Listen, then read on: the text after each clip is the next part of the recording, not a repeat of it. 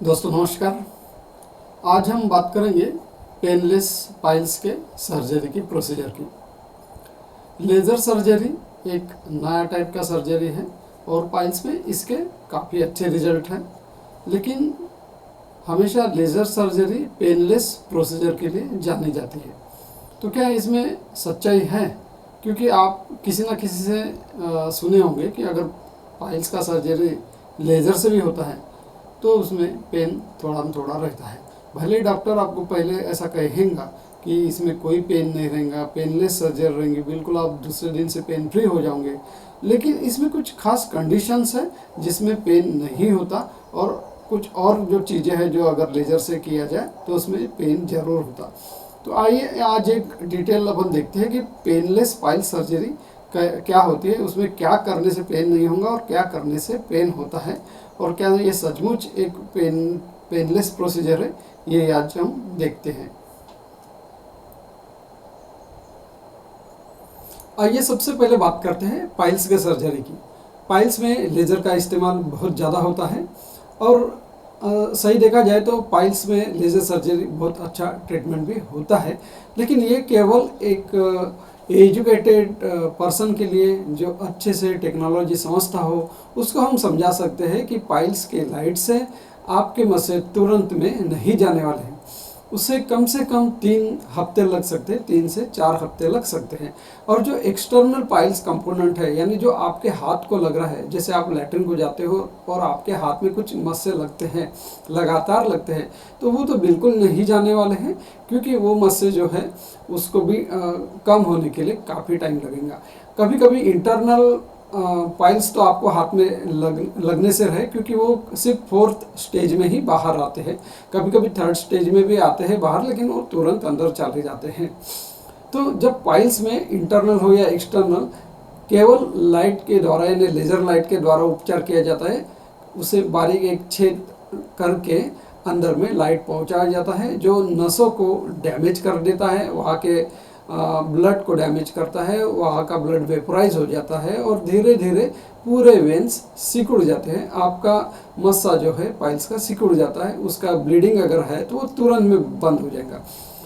सबसे अच्छा फायदा है कि अगर ब्लीडिंग है तो आपका तुरंत में ब्लीडिंग बंद हो जाएगा मस्से का, लेकिन मस्से का जो साइज है वो कम होने को टाइम लगता हो सकता है आपको लैट्रिन में जो मस्से बाहर आ रहे हो, आपके ऑपरेशन के बाद भी आपको महसूस हो रहा हो कि कुछ मस्से आपको हाथ को लग रहे हैं, लेकिन घबराए नहीं, ये एकदम नॉर्मल प्रोसीजर है। और जो इस चीज़ को समझ सकता है, इस टेक्नोलॉजी को जो समझ सकता है, जो इसको एक्सेप्ट कर सकता है, वही इसका ऑपरेशन करे।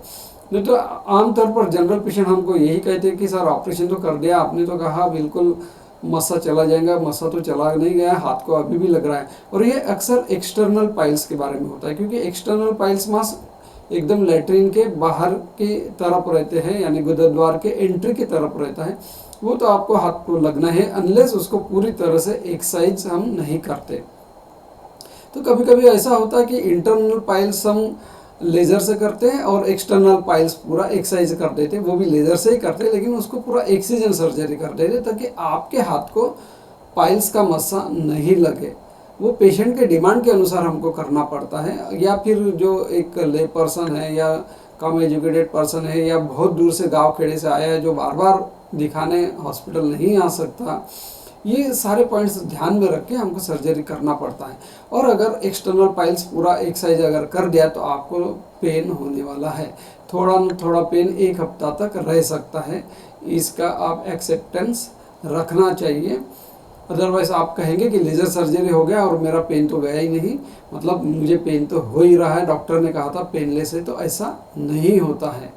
यहाँ पे मैंने लिखा है कि if only laser treatment of internal piles, internal piles का लेज़र ट्रीटमेंट सिर्फ एक मतलब छेद करके अंदर में जो हम लाइट डालते हैं उससे अगर करते हैं तो आपको दर्द नहीं होगा और आपका पाइल्स मास भी पूरा श्रिंक हो जाएगा, लेकिन 3 हफ्ते लगेंगे।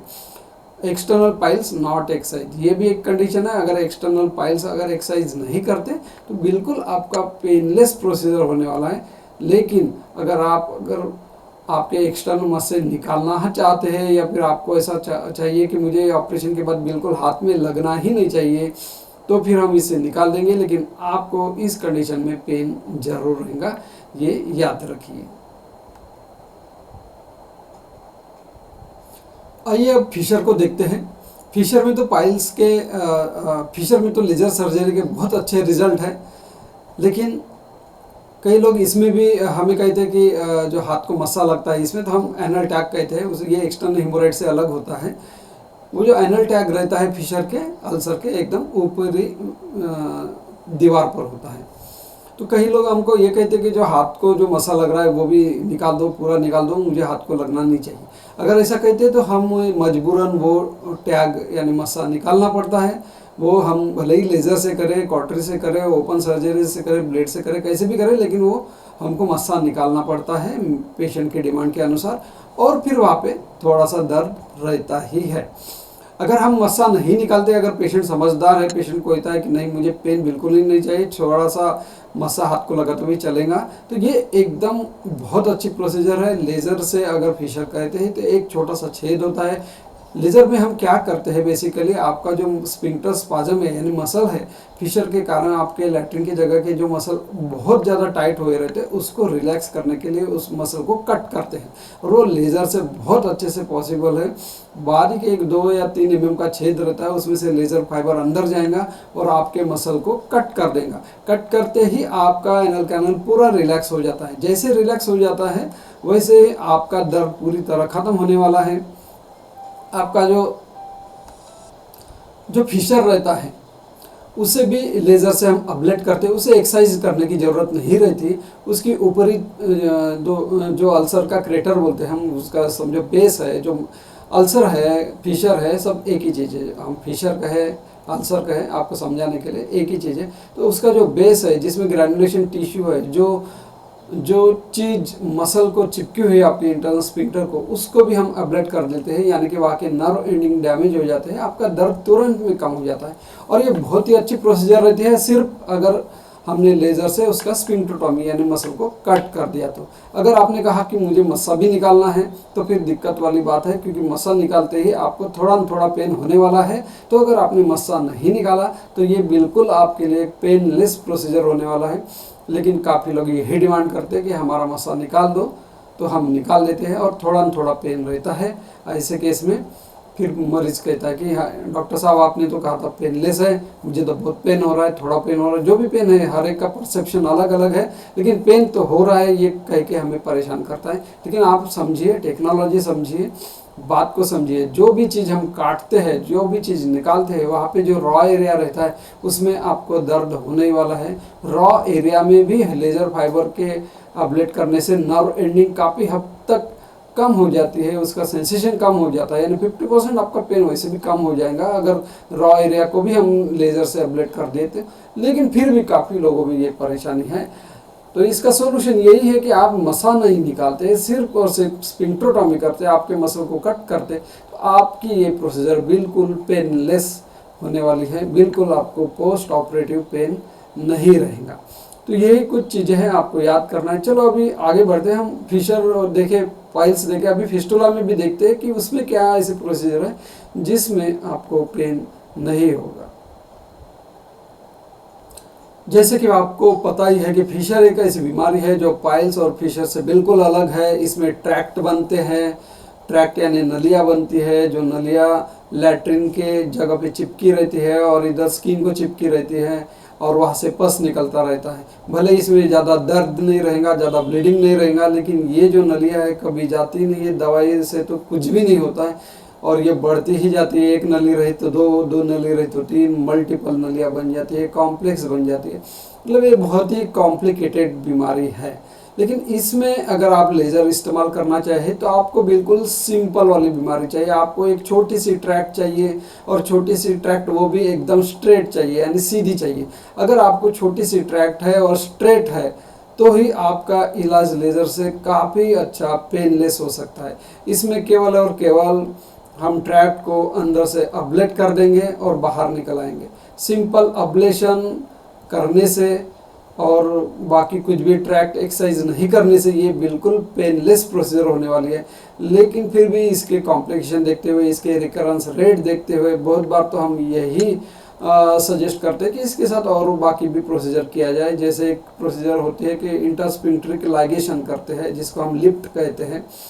अगर इंटरस्पिंट्रिक लाइगेशन किए तो उसके लिए छोटा सा इंसिजन लगेगा, छोटे से इंसिजन से अंदर जाके इंटरस्पिंट्रिक लाइगेशन करेंगे और बची हुई ट्रैक का हम अब्लेशन करेंगे। तो थोड़ा सा पेन वहाँ पे भी हो सकता है क्योंकि उसमें वुंड है, या एक आधा अगर स्टिच लगाए तो उसका भी दर्द रहने वाला है।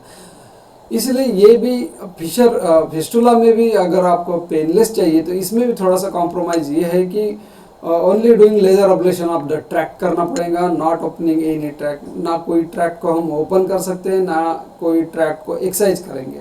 अगर ऐसा करते हैं तो बिल्कुल ही पेनलेस प्रोसीजर होने वाला है, अन्यथा आपको थोड़ा ना थोड़ा पेन होने वाला है। तो मुझे लगता है आप अभी समझ गए होंगे कि लेज़र के सर्जरी से आपको पेन होने वाला है या नहीं है, और कौन से कंडीशन में आपको पेन होने वाला है, कौन से कंडीशन में आपको पेन नहीं होने वाला है, उसके आउटकम क्या रहते हैं वो भी मैंने आपको बताया है। और इसमें पेन होने की एक संभावना ये रहती है, वो भी मैं आपको बता देना चाहता हूँ।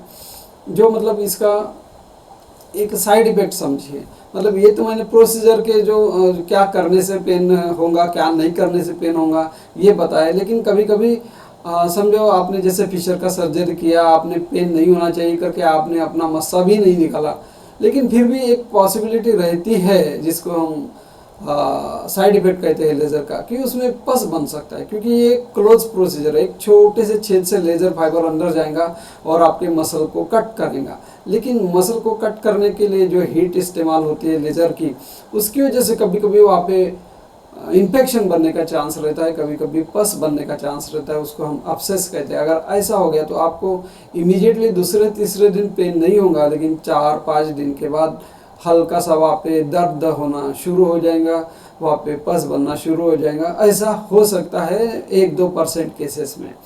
तो ये भी फिर आप कंसिडर करेंगे तो लेज़र सर्जरी का जो पेनलेस प्रोसीजर था वो तो चला गया, अब ये तो पेन हो रहा है, मतलब मेरा प्रोसीजर पेनलेस नहीं हुआ, ऐसा भी आपको लग सकता है।